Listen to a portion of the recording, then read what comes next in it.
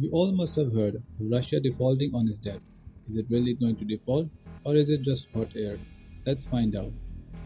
A country defaults when it is either unable or unwilling to repay the creditors. The cause of a default can be due to high debt burden, economic stagnation, political instability, or a banking crisis. Recently, Russia had to pay a total of $100 million in interest payments to the bondholders. It could not pay this amount due to international sanctions which have been placed by the USA due to the war of Russia and Ukraine.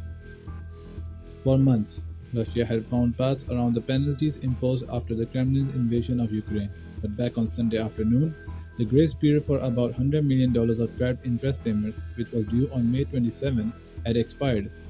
So Russia was unable to pay the interest payments. This was also confirmed by the Moody's that Russia had defaulted on its debt payments. Although Russia has the resources to pay its bills and even tried to do so, but was blocked by the sanctions.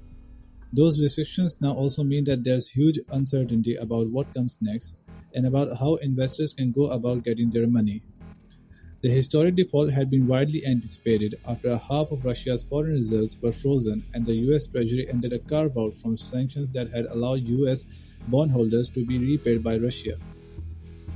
The European Union also made it harder for Moscow to meet its debt obligations earlier this month by sanctioning Russia's National Settlement Depository, the country's agent for its foreign currency bonds. Still, it took longer than many had expected. Sanctions have largely failed to cripple Russia's economy, as surging energy prices have padded the country's coffers. On the other hand, Russia's finance minister called the default a farce or a drama. Moscow has denied that it is in default, saying the payments had been already made in dollars and euros on May 27, and the money was just stuck with Euroclear, which is a settlement house based in Belgium. Although the default amount is not that big, but this default is important as it will impact Russia's foreign investment and growth.